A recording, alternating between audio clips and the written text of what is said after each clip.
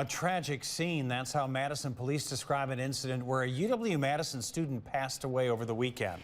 The school calling the off-campus death accidental. The student allegedly falling from a building, according to MPD. And tonight, we're hearing from Madison police about the impact of this horrific accident.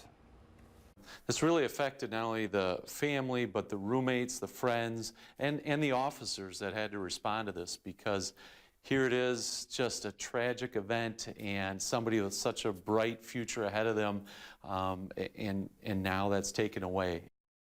And Captain Hansen did add one person was arrested at the house after they, quote, took it too far with officers.